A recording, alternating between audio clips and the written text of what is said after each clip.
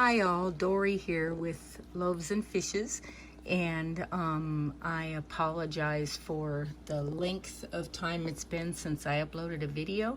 I have been very busy with work. I'm in the healthcare field, and of course with COVID it has made things crazy. Also, I have grown to 10 fish tanks and just haven't had much time for videoing. This tank that we're looking at here was supposed to be my hospital tank, but it has ended up full of snails and some shrimp just for the fun of it. It's not much to look at. It's just a 10-gallon tank with a big sponge filter in it and a heater, and that's it. Then we've got my 60-gallon, which originally had my big black and silver veil-tail angelfish in it, plus these platies. And since I talked to you guys last, I've put only female platies in here. I took the males out, and for some reason I have some fish in my other tank that killed all the males. So I took the one male and put him in with all my male guppies, which you'll see shortly. But this tank has my platies in it, one female swordtail, because I re-inherited back some swordtails that I had given away to a friend, and they stopped fish keeping, so I got them all back. But it was all male swordtails with one female. So I gotta hurry up because I don't have very good internet here, which is another reason I haven't been uploading videos. I can't get them to upload if they're more than a few minutes long. It seems like our internet is really bad here. I've changed some of the plants in here, as you can see. I'm not going to try to name them all. There's my little auto sinkless. I have 2 in here. I had 6 a year ago, but just 2 survived from the pet store. And I also have 1 Hillstream loach hiding in here right now. He's the only one left of a group of 6. My water may be, I don't know, too soft or whatever for some of these fish, but these are the ones that have survived, and I've had them in here a year. These platies are 2 or 3 years old. Some of them have recently died, what seemed to be from just old age. And I have 2 coolie loaches in here, and I also have 4 bristlenose plecos, 1 female and 3 males, and I've had several batches of eggs. Some of the 2 of the males and 1 female, or no, 2 of the males in this tank were actually their fry that have all grown up. All the bristlenose plecos I have in the other tanks, except for 2, I think, are babies from that couple. And this is Jack's tank. Jack is my Jack Dempsey. When I bought him, he was called Elton John, and he is all spangly and bright and wonderful like that, but I call him Jack. It's just what fits for me. And this tank is full of all of these colorful weird things because it's what I had. And he had a cave, but he would never come out of the cave. So I gave him plenty of plastic plants because he digs up everything and moves it around in order to, he can move these around all he wants to. He ended up with a whole bunch of Malaysian trumpet snails in here, even though at first he just kept eating them all. But I think they got out of hand for him, and now there are Malaysian trumpet snails everywhere. But that's okay, because I'm going to show you my little puffer tank here in a little bit, my puffer's tank, and she eats all the Malaysian trumpet snails I can feed her. This is my 55 gallon. Oh, by the way, that was a 46-gallon bow front that actually has been through a fire and is still hanging in there with the original seal 2 years later and doing great. And this is my 55 acrylic that lots of people ask me about all the time. And it is full of guppies, as you can see, just crazy amount of guppies, which I sometimes feed the young ones to Jack. And then I have a couple of African bushfish in another tank that, and I know the names of all these fish, Latin names and all that, but I'm not gonna say them. It takes too much time and I sound like I'm trying to be a know-it-all. So I'm just gonna call them guppies and African bushfish and all that sort of thing. But anyway, the babies from these guppies are food for them. And this is one of my little prides and joy. I just love this little one. That is my dwarf, it's a dwarf Plecostomus, like a snowball Plecostomus, but it's dwarf. It's as big as it will ever get. It's only about 3 inches long or so. And it likes to sleep all day long with its head in that cave you see it in front of. And the cave is made out of a piece of PVC pipe with a cap on the back, and then it's weighted down with a mesh bag full of gravel with a plant growing on the front and some other stones to sort of camouflage it. And I have quite a few shrimp in this tank, but they're all hiding in the floating plants mostly, and down in that Java moss is where the baby guppies and the baby shrimp hide out. I also have cory cats in here, and I have Siamese algae eaters, which there are 2 in the first tank that I showed you too, the first big tank, the 60-gallon. And I have a gigantic bristlenose pleco male in here, and he was on the glass when I started filming, but he didn't. Oh, here he is right there, and he doesn't look as big as he is looking at him from that angle, but that fish is probably, let's see, I'll show you the whole end of the tank. He's pretty stinking good size. So he's probably, this is my hand, and there he is. He's a good sized fish. He's much bigger than all my other pleco, bristlenose plecos. And also in this tank, probably hiding in that log, which I can't really see into, is my South American bumblebee catfish. And I've had him for a couple of years now, but he was a few years old when I got him, so I don't know how much longer I'll have him, but he was a rescue fish, and so was that little beauty that we were talking about earlier. And then this is the dirted tank. I got the tank already dirted from my daughter, so I added a few plants and things to it, and because I kept it with water and kept it going when I got it from her. And it's a 10-gallon dirted tank, and I added all of these plants to it, and it's got shrimp in it and neon tetras. And I added the wood also. That piece back there was in it when I got it. I added the wood and the rocks and some natural looking gravel to kind of cap off the parts of where the dirted cap, the cap on the dirted tank had gotten broken in a couple, 3 places. And my Malaysian trumpet snails and the bristlenose pleco that used to be in here sort of messed everything up and moved things around. But it's a very happy tank. It's doing very well.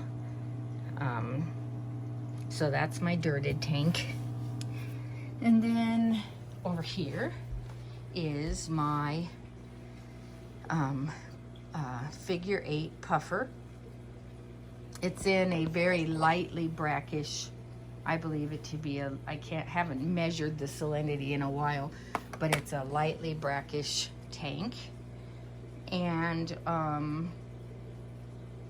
I redecorated it from what it used to be, if you can call it decorated now. I put some Java fern in there, but the big pieces are melting pretty badly, but the small pieces are doing very well. And this is a female figure 8 puffer. I call her YOLO, which is short because the kids that wanted to name her used the word yo in part of the name. And one wanted to call her Yellow, so I named her YOLO. And then I found out after I named her YOLO that everybody says this as a kind of an acronym or whatever they call it for you only live once, which I kind of think is cool, so YOLO it is. And she's very pretty. She doesn't show up as beautiful in this as she truly is, as bright as she even looks under the light in the camera. She looks kind of dull, but she's a beauty. And I only know she's a female because just a few days ago she laid eggs all over the tank, as you can see. Makes me wish I had a male so that I could be, you know, trying to breed her.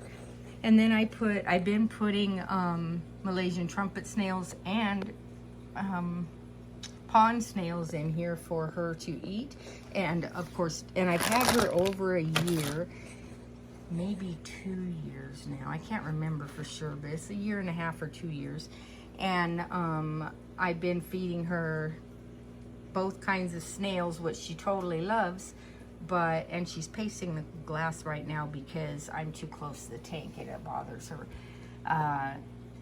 But I just discovered a few days ago that she will finally also take frozen bloodworms. So we are getting somewhere with her. And sometimes I give her frozen cooked shrimp. And this is her tank. I used to have guppies in here with her, but I don't know if it was because she was so full of eggs or what was going on with her, but after 1.5 years in the same tank with guppies, she suddenly overnight bit the back fins off all the guppies when they were sleeping. So I had to take them all out and rehabilitate them. But that's all there is to YOLO. It's just got to hang on the back filter.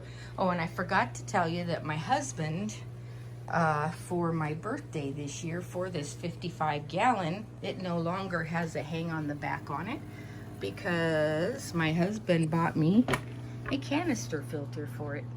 So I now have a Sunsun 705, something like that, 70 something, for this tank. And I put the intake on the top of an Aquarium Co-op sponge filter, and I use that as the filter for the intake because it's such a nice coarse filter and doesn't need to be cleaned as often and monitored as much because it doesn't clog up like the others. And it works very well. So I have that, and it allowed me to change filters seamlessly because I just took the sponge filter that was already in here working with an Airstone and attached it to that. Plus I took the filters out of the old hang on the back and put them in the canister filter for like a month and then took them out. So along, you know, with the other good stuff that I put in the filter. And then this is my 50-gallon, one of my 50 gallons. This is my male tank. It has all male swordtails, male guppies, mostly male plecos, and then a bunch of snails, both pond snails. Oh, and I did not know this was in here, but there's a shrimp in here. So when I moved some of the floating plants around, I must have accidentally moved a shrimp. I usually can't keep shrimp in this tank because the swordtails eat them. So this is this is kind of inside the entrance to the front of my house, what would normally be the dining room, but the dining room is now a fish tank room along with the living room. This is my 5-gallon, which I used to have a couple of fish in just so I could feed them because they were not competing well in the other tank for food. Now I have shrimp in here and snails, and that's it. It's my little 5-gallon portrait style with the built-in filter on the back. And these are my African bushfish with one of this angelfish and another chocolate smoky type angelfish came with the 2 bushfish, and the shark. the Bala Shark. These all came in this 50-gallon tank, and that I took from someone who was moving and actually ultimately died within weeks of me taking the tank. But I don't have a tank big enough for the Bala Shark at this point in time. He does pretty well in this tank only because I took some of the fish that were in it. It was pretty crowded when I got it.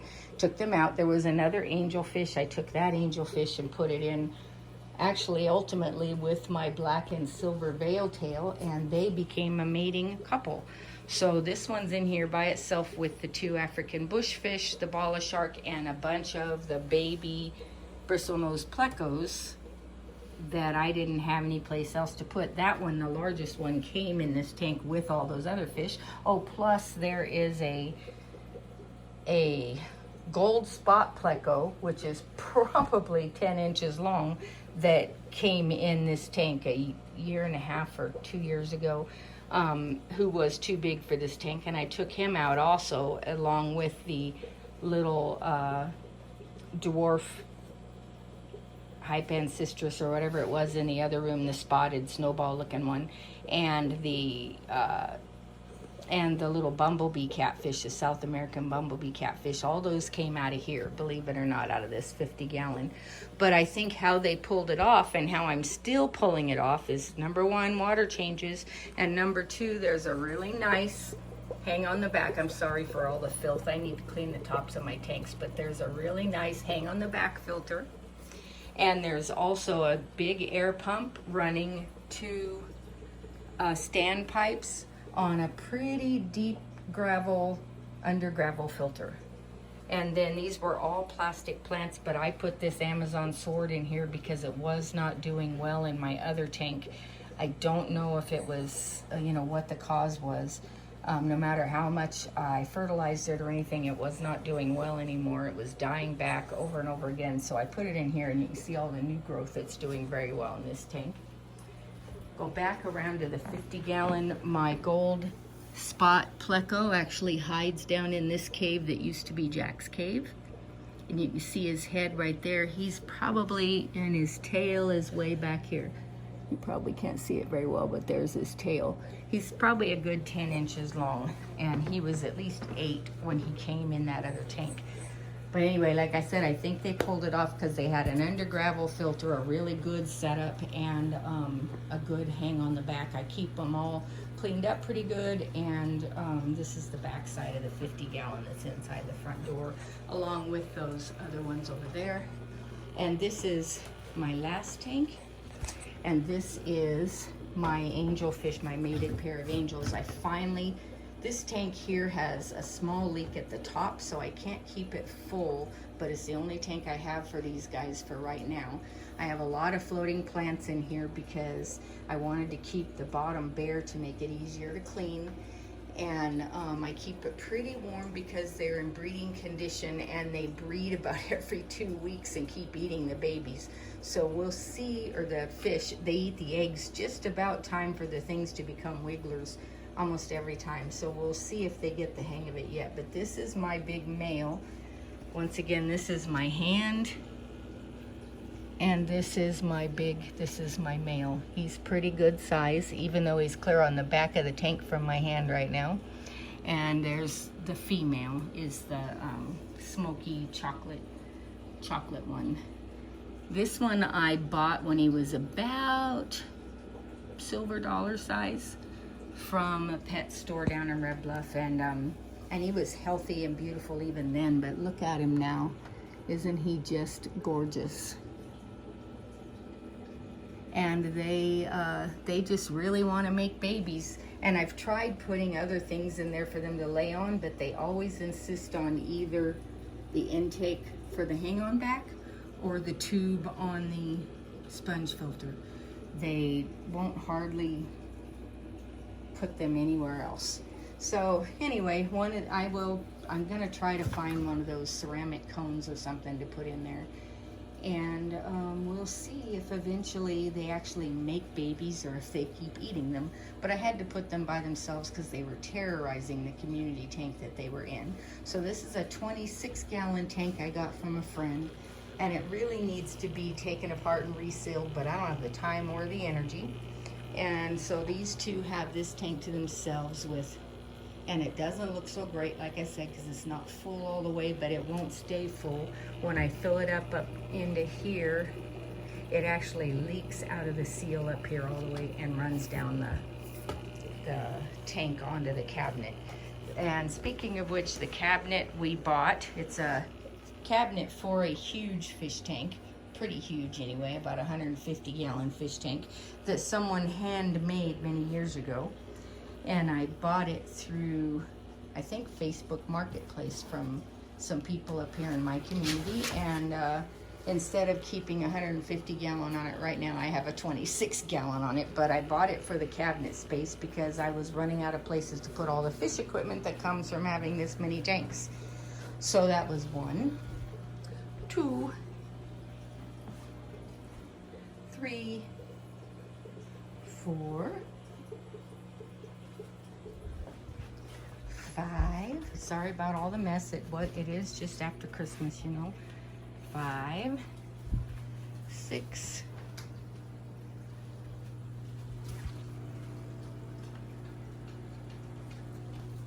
7, 8, 9, 10, and that's in my living room and dining room. Thanks for checking in, guys, and watching my kind of around the world on my fish tanks. And I love you all, and thank you for giving me back my hobby after all these years, and for being there as my fish friends. Bye-bye.